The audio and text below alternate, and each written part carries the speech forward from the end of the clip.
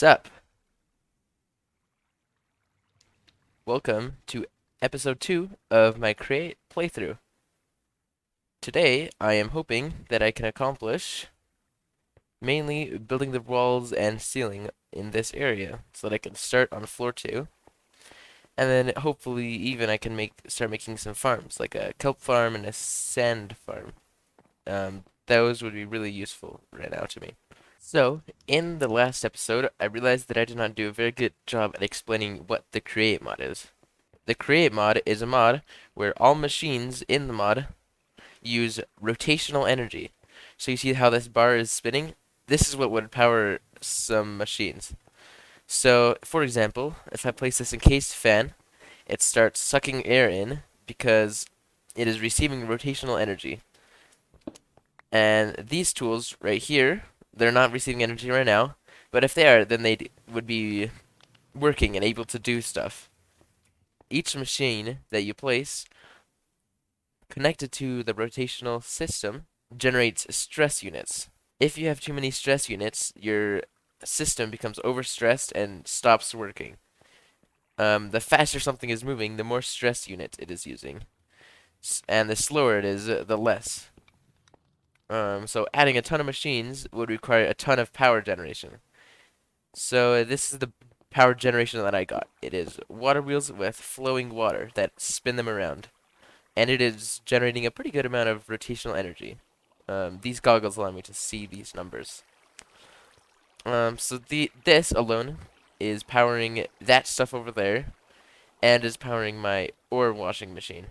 So there are also other ways of power. There is this water wheel.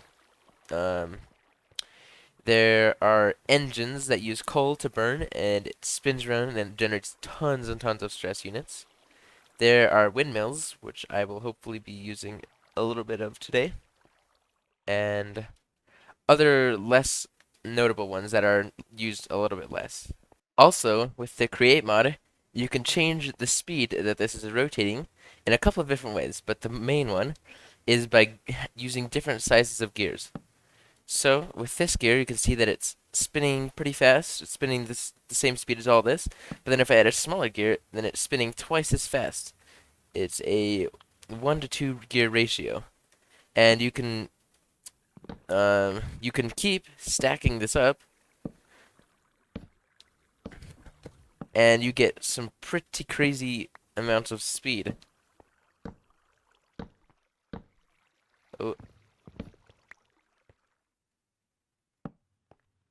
So a machine's running at this speed would probably break this.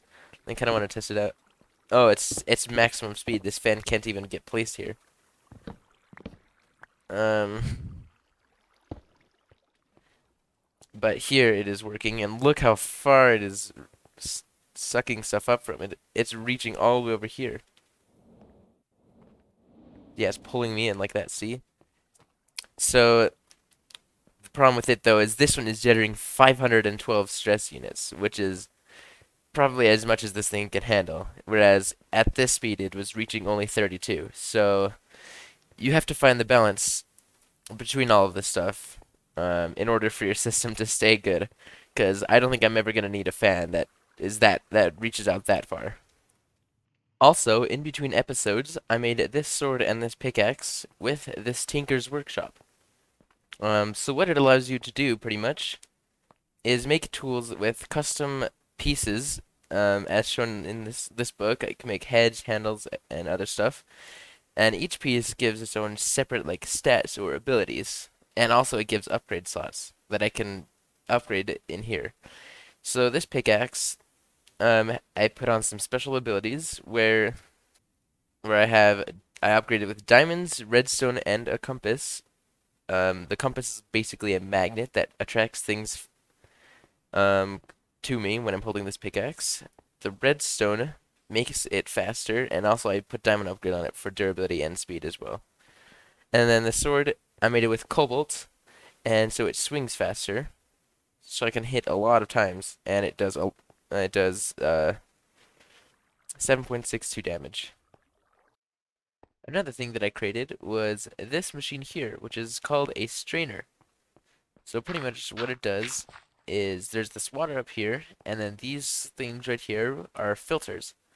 And what these filters do is they extract like sand and things from this water.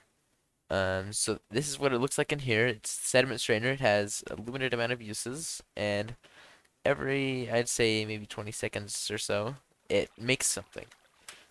And all the things that it has produced so far is in this chest. So a couple different variants of sand and some clay. So this will be useful for lots of other things, because I need clay in order to make andesite alloy, and sand is useful for lots of different things, including making glass, and also I can turn it into clay by washing it. Um, so yes, this will be a useful thing in the future, and I will be expanding on this later on once I start to really need it. All right. So now I'm going to start building my factory walls. Okay. So here is my design that I think I'm going to stick with. I like it quite a bit. It's pretty cool. I like how the andesite and the granite blend together with the stripped spruce logs. And then up there I'm gonna have like an area where there's gonna be gears and movement, so that this looks truly like it's a create mod factory rather than just a normal factory. Um, so what I'm gonna do eventually is take this design or something similar to it and kind of just copy and paste it all along the walls here. Um, okay, so next, what I think I'm gonna do is I am going to start building some farms. So, I think the main farms that I want to make right now are a kind of a little kelp farm and a tree farm. And to do that, I'm going to need a couple special components.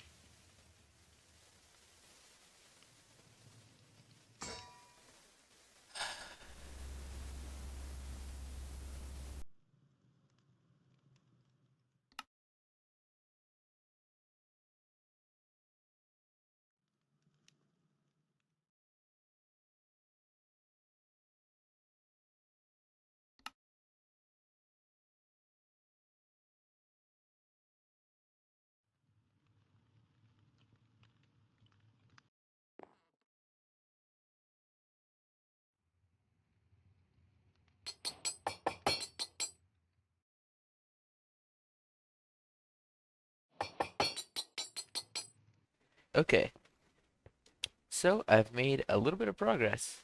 I created a kelp farm and a tree farm. I think this kelp farm is kind of an unintentional fish farm, because they just spawn in there and get pushed out by the arm and die, but I don't know if that's a good thing or not. It may cause some lag, so I don't know. I'll have to figure something out about that. But it has been so far pretty successful.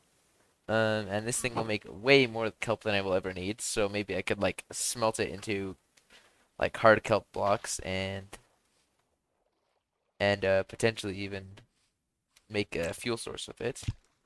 And then over here, I got my tree farm. See, it's breaking a tree right now. So these saws break the trees, and then these things here, these deployers, replants the trees. And then it gets put into here, and so far I've made quite a bit of these as well. Um, this will also create more wood than I will ever need. So, yeah, these two things are great. So now what I can do is I can go here, and I can accept that because I finished that farm, and I finished the kelp farm, and I also finished the sand farm. Alright, everybody, I think that will do it for today's episode. Today, I built up this wall and got it to a design that I quite like. I made two farms, which are my next steps in the production of andesite machines. So yeah, next episode, I think I am going to build the second floor. and hopefully I'll finish up the production of andesite machines, and I'll also have this wall completely finished by the time the next episode starts. So thank you guys all so much for watching, and see you next episode.